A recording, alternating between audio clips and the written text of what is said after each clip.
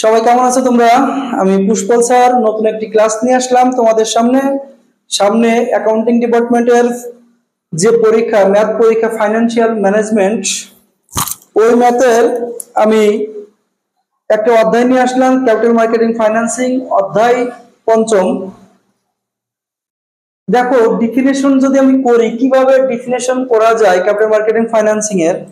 Capital market is the market where intermediate and long-term debt or stock are procured according to the existing rule and regulation।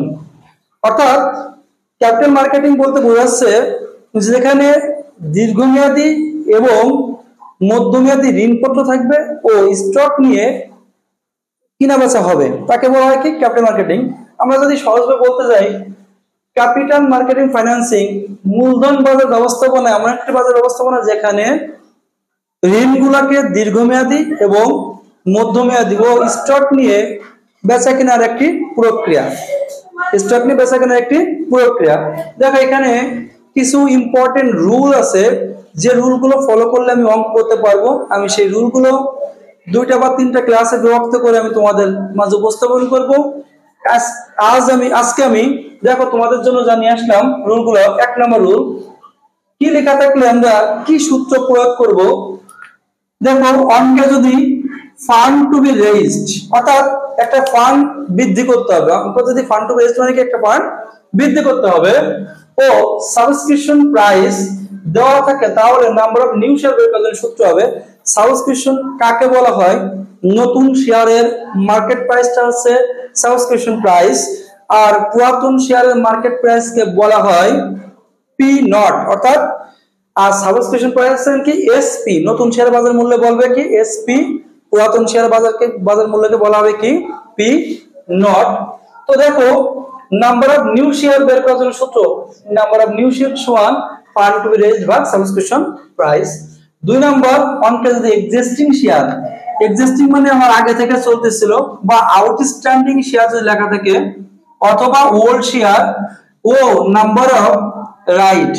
Number of right বলতে বোঝায় কোম্পানিতে যাদের share আছে তারা নতুন করে কত শেয়ারের অধিকারী হবে, তাদেরকে বলা হয় নাম্বার অফ রাইট। অথবা নাম্বার অফ রাইটের আরেকটা, নাম্বার অফ রাইটের যে বাজার মূল্য থাকে মার্কেট প্রাইস, ওইটাকেও কিন্তু সাবস্ক্রিপশন প্রাইস বলা হয়। কারণ আমি নতুন করে যতটুকু অধিকার পাইছি সেই নতুন করে অধিকার প্রাপ্ত শেয়ারের বাজার মূল্যকে সাবস্ক্রিপশন প্রাইসও বলে। দেওয়া থাকে, তাহলে নাম্বার অফ নিউ শেয়ার বের করার জন্য সূত্র হবে number of new share existing share ভাগ নাম্বার অফ রাইট এন। 3 নম্বর অঙ্কে যদি ওল্ড শেয়ার, পুরাতন শেয়ার ও নিউ শেয়ার নতুন শেয়ার দেওয়া থাকে, তাহলে নাম্বার অফ রাইট বের করার জন্য সূত্র হবে number of write an old share ভাগ নিউ শেয়ার। পরের নাম্বার অঙ্কে যদি নিউ শেয়ার ও সাবস্ক্রিপশন প্রাইস দেওয়া থাকে, তাহলে অ্যামাউন্ট অফ নিউ ইনভেস্টমেন্ট বের করার জন্য সূত্র হবে অ্যামাউন্ট অফ নিউ ইনভেস্টমেন্ট সমান নিউ শেয়ার গুণ এসপি। তো এই ক্লাসটাই আমি এর কটা সূত্রই নিয়ে আসলাম। আমার ফেসবুক পেজে চোখ রাখো এবং আমার ফেসবুক যে পেজ আছে সেটাকে লাইক, কমেন্টস এবং শেয়ার করে দিও, এবং আমার ইউটিউব চ্যানেলটা অবশ্যই সাবস্ক্রাইব করে নিও, যাতে করে তোমরা অনেক ভালো ভালো ক্লাস পাও এবং আমি তোমাদের জন্য কিছু দিতে পারি এবং কিছু শেখাইতে পারি। সবার জন্য অসংখ্য শুভকামনা থাকলো। সবাই ভালো থাকো, সুস্থ থাকো। ধন্যবাদ সবাইকে।